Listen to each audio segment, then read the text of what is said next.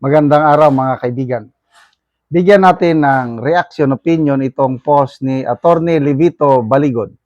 Sabi niya, when you are a priest and want a conviction even before a trial shows how angry and stupid you have become.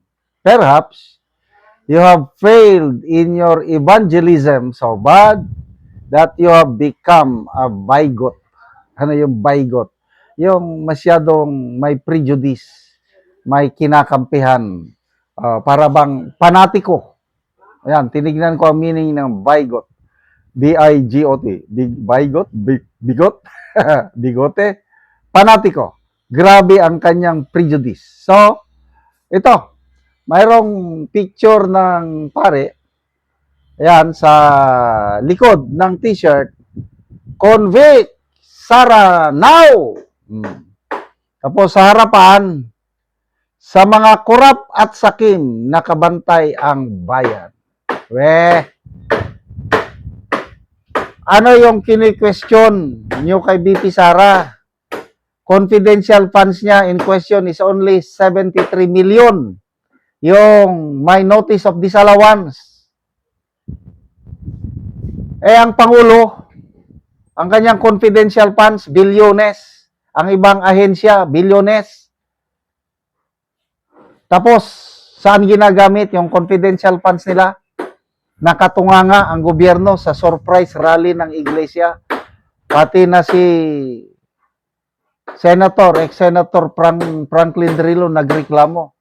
Paano ginagamit ang bilyones na confidential intelligence funds na wala namang natutunugan na mga nangyayari, mga surprise rally na nagdudulot ng perhisyo sa motorista. Kurap, itong mga pare, hindi naman lahat may mga pare din, bishop na matitino, nananawagan ng accountability, transparency sa flood control scam. Kailang karamihan sa kanila, tahimik. Wala lang. Nakatutok lang sila kay BP Sara.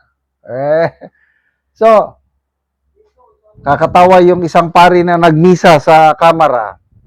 Father David ba yun? Sabi niya, ang mga house prosecutors ay may tuturing na boses ng Diyos. Wow, boses ng Diyos.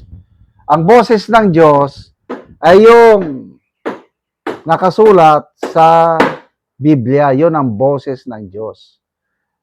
So, hindi yung mga prosecutors. Ang salita ng Diyos, importante sa buhay natin. Para ang salita ng Diyos, yan ang paring your word, sabi ni Haring David, your word is a lamp unto my path and a guide unto my feet.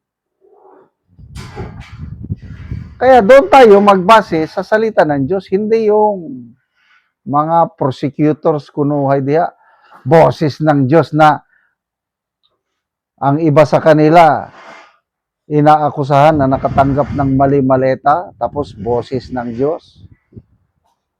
So, sige. Kung kaya nyong i-convict si BP Sara, convict ninyo. Kaya nga, nanalangin daw sila sa kamera na sana dinggin ng Diyos ang kanilang mga dalangin para makonvict si BP Sara. Impeachment is more of a political process. Impeachment is a numbers game. Kahit balibalik tarin nyo pa ang mathematics, arithmetic, hindi nyo makukonvict si BP Sara. Bakit? 16 votes ang kailangan. O kahit ibaba pa nila ng 15 or 14, ilan lang sila na senador na kakampi ng Malacanang? 13 lang. Kaya kahit i-14 nila ang 14 ang conviction votes, talo pa rin sila.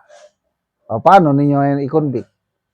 Kaya itong ginagawang impeachment trial ni BP Sara, merong nagsabi na I think si Mr. Lito Banayo, distraction na lang ito.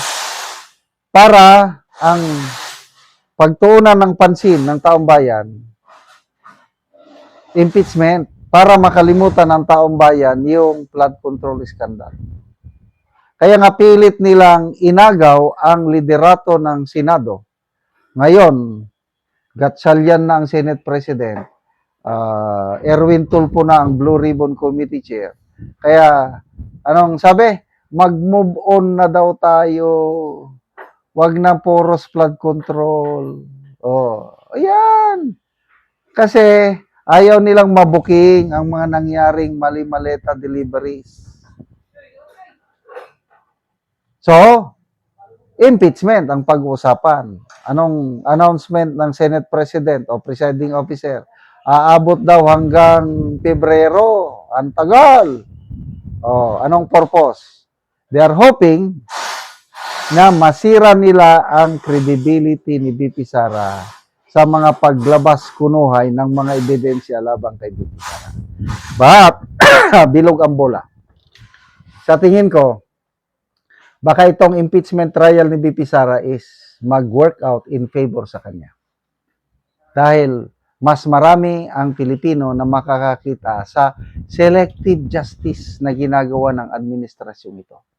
Lalong maipapakita na inaapi nila si BP Sara at ang kultura nating Pilipino kung sino yung inaapi, nandun ang suporta ng taong bayan. Oh. Sige, convict BP Sara, good luck po. Father, I don't know kung anong pangalan ng paring ito. Speaking of pare, natutuwa ko kay Father Mark Pagente, yung naka-Filipino priest, naka-base sa Argentina dahil sabi niya, sinusuportahan niya ang rally laban sa social injustice na isinasagawa ng Iglesia ni Cristo. Salamat mga kaibigan sa inyong pagsubaybay sa channel nito. Nakakatulong kayo ng malaki sa tribong Talanding ng Bukidnon dahil ang sweldo natin sa channel is pantulong po sa tribo. Namimigay tayo ng libreng yero at pako para makapagpatayo sila ng mas maayos na tirahan. Panoorin nyo ang video na ito. Karon yan ako sa balay sa natabangan na mo og yero. So muna yung itsura sa iyang atop, ng mga dagko na og buslot.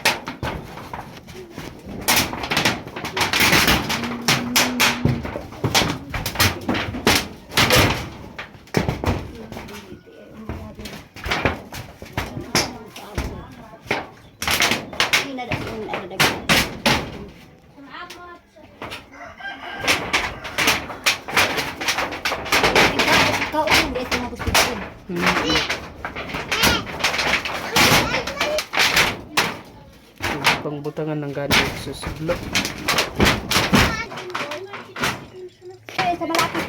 So mo na ni ang among gihatag nga yero nga iatop karon.